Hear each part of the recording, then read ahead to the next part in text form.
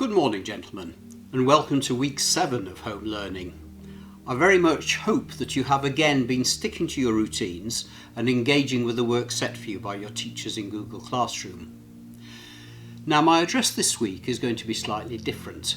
I'm going to tell a story, so please listen. Maybe listen with your parents or other members of your family, and then when I've finished, think about how this story illustrates some of the themes that I've been talking to you about in my weekly addresses. So, here is the story. You can call me Ishmael. Some years ago, never mind how many precisely, I had no job and little money in my pocket, and I decided to take myself to the seaside in search of work and to breathe in the fresh salt air. It is a way I have of cheering myself up. Whenever it feels like a damp and drizzly November in my soul, I go to the watery part of the world, looking to drive away the blues. Through these unhappy days, I formed the habit of walking on the beach every morning under grey, leaden skies. It was a vast expanse of beach with the tide out. Brown and grey sand, pockmarked with quivering puddles of stranded seawater, stretched far into the distance before it adjoined the dull green marshes and meadows of the drier land. This particular beach was the edge of a wide and open bay of shallow sand flats that calmed the breaking waves far out in the ocean into gently lapping wavelets that agitated the fine particles of sand with a gentle rhythmic caress. I would wander along the waterline, soothed by the gentle murmur of the lapping wavelets, and taking comfort from the cries of the gulls that careered above my head. And I would be alone in that grand, desolate place, alone and solitary, save for a distant figure a half a mile away that daily plied those same dreary sandflats as myself.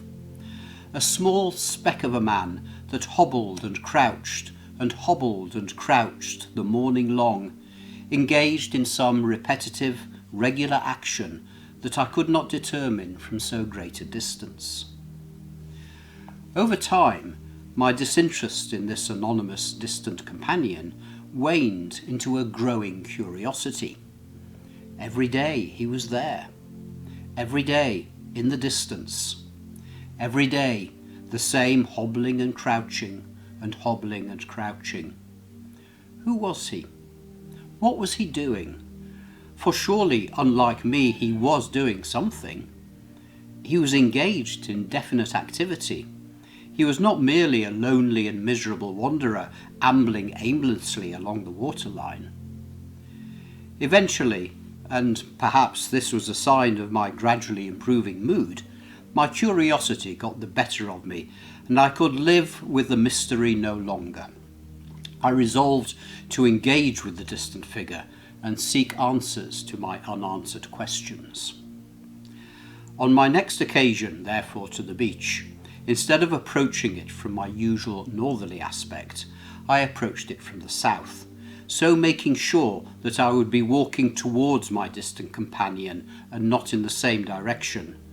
Thus we would gradually approach each other, and surely the indistinct mystery would eventually become solid and clear. My plan worked as expected. Gradually, the hobbling, crouching speck grew in both size and definition, and a sense of excitement and expectation rose in my breast as his features and demeanour revealed themselves to me in even greater clarity with every step that I took. I could see now that he was an old man who looked, if that were possible, both frail and strong at the same time. His body was bent and stooped with age, yet his square jaw, his clear, piercing eyes, and his swarthy, sun-beaten wrinkles spoke of strength and determination. His clothes were nautical, thick wool and cotton garments of dark colours, such as those worn by seafaring men, but old, both in style and repair, and they spoke of someone unconcerned with the daily demands of personal welfare, such as the procurement of new clothes or fine appearance. I was close enough now to understand the strange and regular hobbling and crouching motion that I had discerned from distance on so many mornings before. One of the old man's legs was cruelly twisted and misshapen, a good 6 inches shorter than his good leg, with the calf and foot twisted inwards at a near right angle to the rest of his body, significant, I surmised, of some terrible, life-threatening accident that must have befallen the old sailor in younger times. A leg grotesquely gouged and broken that had healed to this new misshapen form. Little mystery now about the hobbling, but with the grit and determination evident from his hard features, the old sailor used no stick to steady himself as he made his laborious way. And what of the crouching, the listener to my tale may inquire? Well, the shallow, sandy bay that had become my haven in these days of gloom was one famed as the habitat, during the correct season, of millions of starfish. Neither fish nor mollusk, neither crustacean nor mammal, these unique invertebrates of the ocean defy categorization. Perfectly formed, pristine, studded stars of variegated pinks and whites, these little creatures would daily be left stranded by the receding tide, drowning in the cold morning air, tragically ejected from the comfort and safety of their ocean home. Left to flounder and die in that empty place until the returning tide reclaimed the lifeless beings, recommitting them to the fathomless deeps of their once teeming world. In their thousands, the doomed starfish dotted the shoreline like the fading jewels of a once glorious necklace.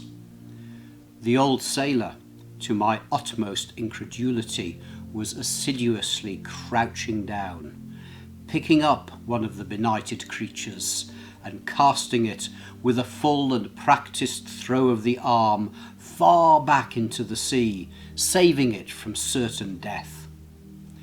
Each toss of a starfish ended with a flourish of his arm that signalled the satisfaction of a deed well done. And so did the old sailor, and I now clearly saw, crouch and throw and hobble a few more steps, crouch and throw and hobble a few more steps, each time reducing the multitude of dying creatures by one, a difference utterly indiscernible to the casual eye. It was not long before my approach brought me alongside the old man. He stopped, his expression begrudging the interruption to his daily mantra, and he fixed me with those clear, piercing eyes, intent on questioning my intrusion to his solace. "Good morning to you, sir," I ventured. "'Twas good enough for 4, he answered gruffly, thinly disguising his irritation at my interruption of his task. "Pray, sir," I said, "what are you doing? Why are you throwing the starfish to the sea? Your actions seem strange to me." "Atoning," he answered. "Atoning? What do you mean, atoning?" The word was unfamiliar to me. "Atoning," he repeated. "I am making amends for the wrongs I have done." Although still gruff, his manner had softened now, and he seemed ready to talk a while with me. "Pray, sir, what wrongs? And pray, in what way does throwing dying starfish to the sea atone for your wrongs?" And so the old sailor told. "My name," he pronounced, proudly and defiantly, "is Ahab. Named I was by my God-fearing father, after a wicked and pagan king of Israel, forever to be a warning to him to cease from wrongdoings. A sea captain I became, the captain of a mighty fishing trawler named the Pequod, that cruised the oceans of the world, catching the fish that built my wealth and fed the multitudes. It was a good trade, fruitful and rich in its harvest for many years, until the fish diminished, the shoals dwindled, and the zealous harvest of me and my like robbed the oceans of its God-given riches. These 10 years past, I ventured on my final cruise, and a sorry venture it was. No fish, no catch, no harvest from the sea, save a few paltry, emaciated cod. We had plundered the sea to near emptiness to fill our coffers with gold and finery. Save for one fish, the largest fish I have ever seen. A ghostly white in colour, it was as large as a ship and as cunning as a sea fox. I chased that white giant across the oceans, intent on a final catch that would return me to shore with a greater profit than any catch heretofore. But that cunning fish swam and dived and teased and provoked and evaded every stratagem I had to catch him once and for all. Until one fateful day, he stopped no more than 100 yards from my broadside. He turned, and that great fish stared me straight in the eye. There was my man, a chilling, human look of accusation and reproach in his face, if you can believe a fish capable of human thought. But, as God is my witness, that fishy look said to me, it said, "Ahab, Ahab, you and your kind have destroyed my world. Your greed has left a trail of devastation and emptiness in our once mighty oceans, and retribution is at hand." In that moment, the great white fish sallied forth, and with all his might darted forwards towards the Pequod, and with a mighty judder rammed my broadside and stove my boat for good. In the calamity, her great mast was toppled and crushed my leg to splinters. The Pequod now lies forlorn at the bottom of the ocean, and only by God's mercy was I returned, wounded and forever changed, to the safety of the land on a floating piece of wreckage from the stoved vessel. I learned my lesson well, my good man, and ever since that fateful day, I venture to atone for my wrongdoing by returning life to the sea. These starfish I raise up from certain death of this here deserted beach to return to their watery world. He spoke no more. I was greatly moved by Ahab's account. This poor, tortured man was trying to make amends for his greed. But his efforts to me appeared futile, of no impact at all on the hundreds and thousands of beleaguered starfish that lay all around us. "But Ahab," I said, "your motives are worthy, your actions are fine, but surely they are so small as to make no difference to the devastation around us." Ahab answered not at first. He crouched again and picked up a starfish, and with that characteristic flourish of his, he cast it back to life. Then he turned and fixed me again with his clear, penetrating eyes. "Ah, but 'twill make a difference to that one," he said, and hobbled off on his endless journey of atonement, crouching and hobbling, until he diminished once again to a speck in the distance, and finally completely from my sight. And I alone was left on that vast and open beach to tell this tale. Some of you may recognise which of my favourite novels this story is derived from. Let me know if you do. Now, I hope that you have a really productive week coming up. You can look forward to the half-term break after this week, and remember that your teachers won't be setting work for you during half-term. I know that many of you will be planning for your Eid celebrations, which will be upon us very soon now.